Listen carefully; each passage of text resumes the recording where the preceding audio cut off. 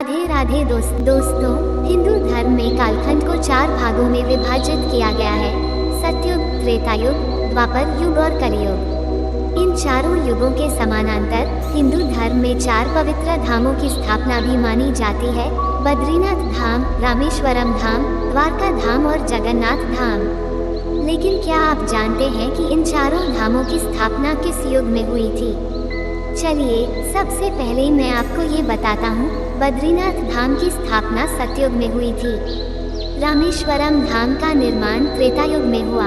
द्वारका धाम द्वापर युग में स्थापित हुआ और जगन्नाथपुरी धाम की स्थापना कलियुग में हुई। इन चारों धामों में एक बात सामान्य है, इन सभी धामों की स्थापना भगवान विष्णु के विभिन्न अवतारों ने की है। दोस्तों, आज हम बात कर रहे हैं कलियुग के विशेष धाम जगन्नाथ धाम की। जो भी मनुष्य भगवान जगन्नाथ जी के रथ पर सवार होकर उनके दर्शन करता है, उसे पुनर्जन्म के चक्र से मुक्ति प्राप्त होती है। सृष्टि का निर्माण, संचालन और विनाश त्रिदेवों की जिम्मेदारी होती है। भगवान ब्रह्मा इस ब्रह्मांड का निर्माण करते हैं, भगवान विष्णु इसका संचालन करते हैं, और जब ये सृष्टि पाप के भार से असंतुलित हो जाती है, तब भगवान शिव इसका विनाश करते हैं। लेकिन क्या आप जानते हैं कि सृष्टि की शुरुआत में सभी देवता धरती पर ही निवास करते थे। भगवान विष्णु बद्रीनाथ में स्नान करते थे, द्वारका में वस्त्र बदलते थे, जगन्नाथपुरी में भोजन करते थे और रामेश्वरम में विश्राम करते थे।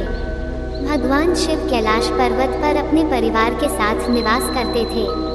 परंतु जैसे जैसे युग बदलते गए, पृथ्वी पर पाप की मात्रा भी बढ़ती चली गई। जैसे ही कलियुग का आरंभ हुआ, विनाश की छाया पृथ्वी पर मंडराने लगी और एक एक करके सभी देवता भूलोक को छोड़ने लगे। भगवान विष्णु के पृथ्वी से विदा लेने के बाद सृष्टि के संचालन की जिम्मेदारी भगवान जगन्नाथ जी के कंधों पर आ गई। अब जबकि हम कलियुग के अंधकार में युग में हैं, तो इस समय केवल 2 ही देवता जागृत रूप में हमारे बीच मौजूद हैं। पहले हैं परम शक्तिमान, बुद्धि और बल के प्रतीक श्री हनुमान जी, जो अब भी जीवित हैं, और दूसरे हैं नाथों के नाथ प्रभु श्री जगन्नाथ जी। भगवान जगन्नाथ अन्य सभी देवताओं से भिन्न हैं।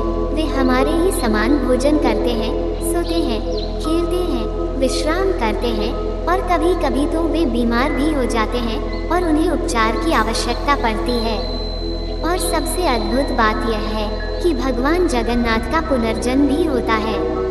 लेकिन क्या ये पुनर्जन्म एक संकेत नहीं है? क्या यह इस बात का संकेत नहीं कि कलियुग का अंत निकट है? जब पाप अपने चरम पर पहुंच जाएगा, क्या तब भगवान जगन्नाथपुरी की धरती से उठकर संसार के विनाश की घोषणा करेंगे? क्या वे अपने नेत्रों से सृष्टि का लेखा जोखा कर रहे हैं और उचित समय आने पर इसे एक नई दिशा देने के लिए स्वयं आगे आएंगे? शायद वह समय अब दूर नहीं, जब जगन्नाथ धाम से कलियुग के अंत की शुरुआत होगी। आज भी जगन्नाथपुरी में विराजमान भगवान जगन्नाथ अपने नेत्रों से इस संसार को देख रहे हैं, और जब समय आएगा तो उनका हर निर्णय इस सृष्टि का भविष्य तय करेगा।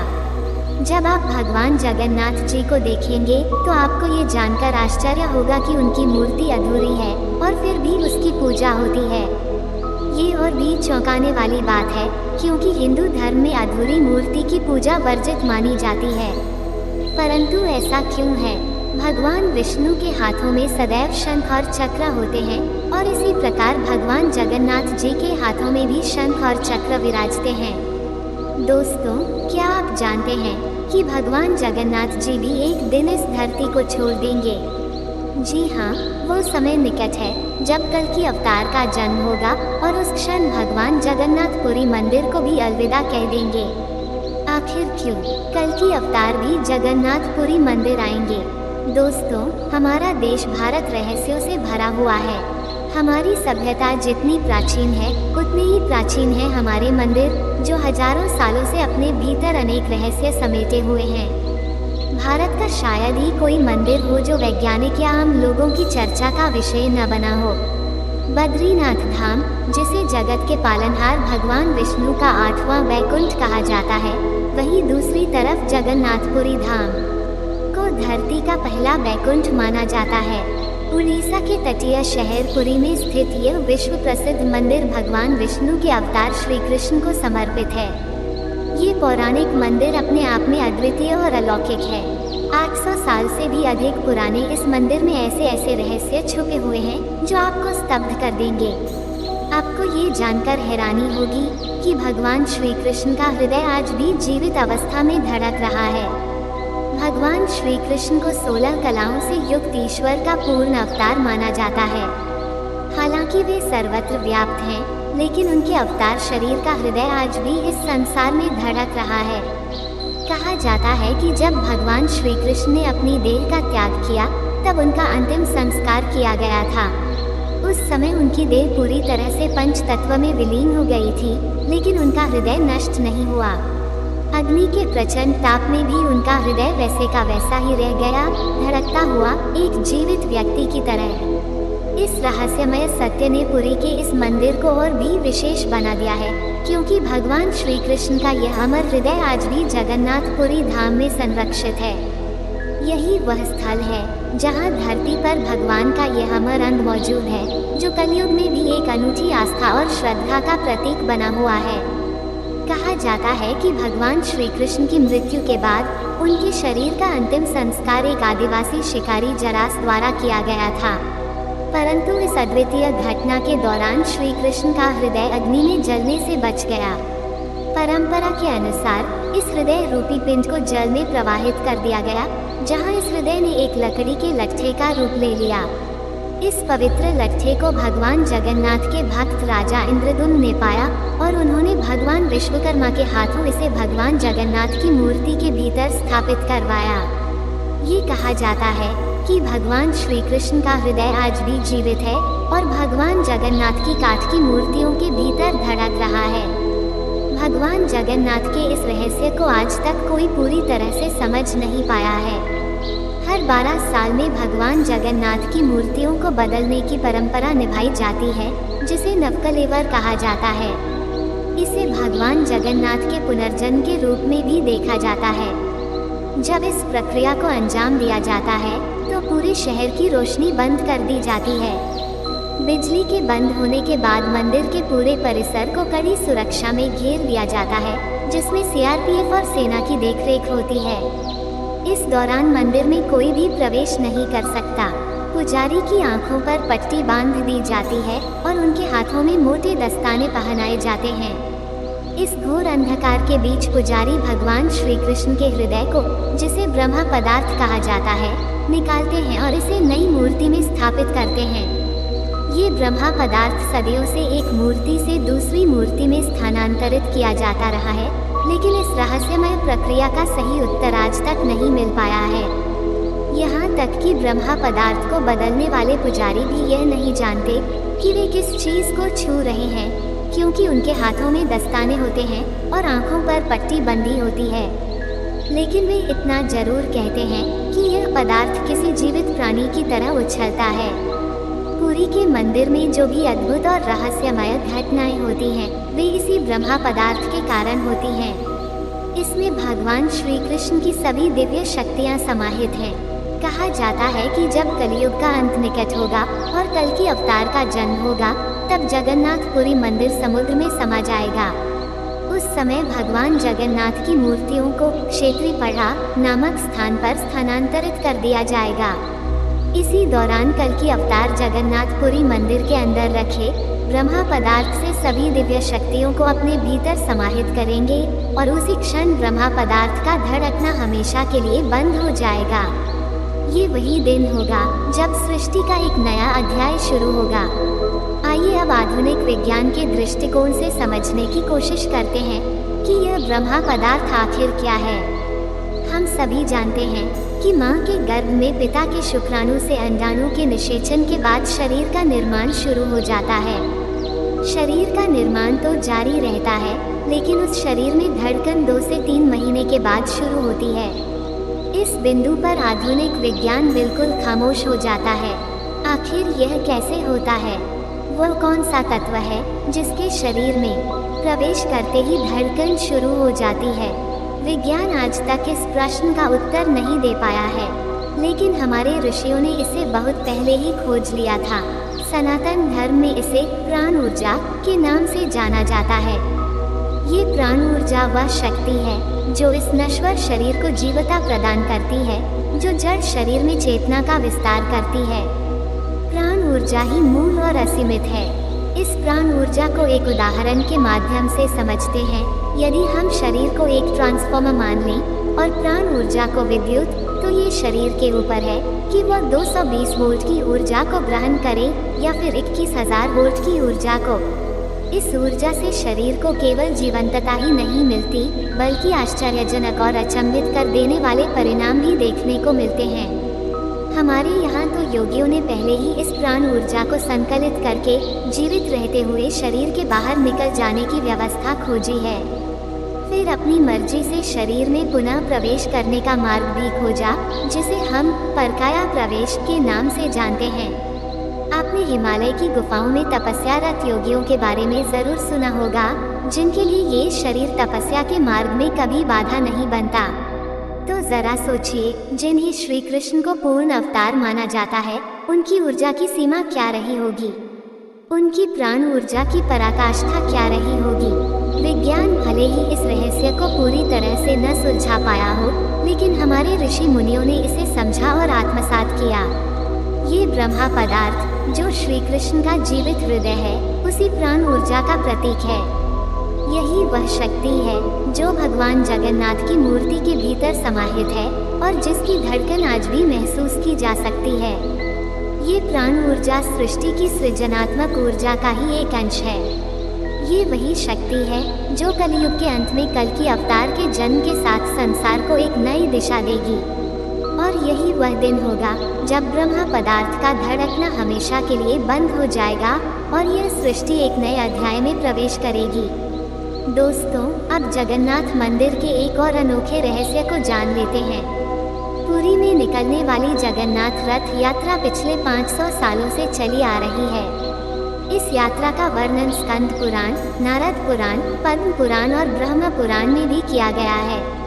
इस यात्रा में भगवान जगन्नाथ जी, उनके भाई बलभद्र और बहन सुभद्रा जी रथ पर सवार होते हैं। मान्यता है कि जो भी भक्त इस रथ को खींचता है, उसे मोक्ष की प्राप्ति होती है। ये यात्रा 9 दिनों तक चलती है और इसमें स्वयं भगवान जगन्नाथ रथ पर बैठकर पूरे नगर का भ्रमण करते हैं। अंत में वे अपनी मौसी के घर गुंडीचा मंदिर पहुंचते हैं। इस रथ यात्रा का एक और रहस्यमय पहलू है जो हर साल घटता है, और वह है बारिश का होना। इतिहास गवाह है कि रथ यात्रा के दौरान बारिश अवश्य होती है। ये परंपरा इतनी पुरानी और लगातार है कि इसे महज एक संयोग कहना मुश्किल है। इस पर कई बार बुद्धिजीवियों के बीच चर्चा भी हुई। कुछ इसे मात्र एक संयोग मानते हैं, लेकिन सवाल ये उठता है कि कैसे हर साल बिना चूके इस विशेष दिन पर बारिश होती है। क्या यह मात्र एक संयोग हो सकता है, या फिर यह भगवान जगन्नाथ की लीला का एक अद्वितीय और रहस्यमय हिस्सा? शास्त्रों में उल्लेख मिलता है कि जब भगवान स्वयं रथ पर सवार होकर नगर भ्रमण के लिए निकलते हैं, तब प्रकृति भी उन्हें नमन करती है। बारिश के रूप में यह नमन भगवान जगन्नाथ की दिव्यता और शक्ति का प्रतीक बन चुका है। इस अनोखी परंपरा ने इस रथ यात्रा को और भी पवित्र और रहस्यमय बना दिया है। सोचिए, 500 वर्षों से बिना रुके हर साल इस यात्रा के दौरान बारिश का होना क्या महज एक संयोग हो सकता है, या फिर यह भगवान जगन्नाथ की एक ऐसी लीला है जो मानव मस्तिष्क से परे है? ये वह रहस्य है जो आज भी अनसुलझा है और जो हर साल लाखों भक्तों को अपनी ओर आकर्षित करता है। भगवान जगन्नाथ के रथ यात्रा के दौरान एक ऐसी घटना भी होती है जो हर साल लोगों को आश्चर्यचकित कर देती है, और वह है रथ का एक मुस्लिम मजार के सामने रुकना। आप सोच रहे होंगे कि हिंदू देवता और मुस्लिम मजार के बीच भला क्या संबंध हो सकता है। ये घटना हमें धार्मिक भक्ति की शक्ति और भगवान की अनुकंपा का अनोखा उदाहरण देती है। घटना उस समय की है जब भारत में मुगलों का शासन था। उनकी सेना में एक वीर योद्धा था जिसका नाम सालबेग था। सालबेग का पिता मुस्लिम और मां हिंदू थी।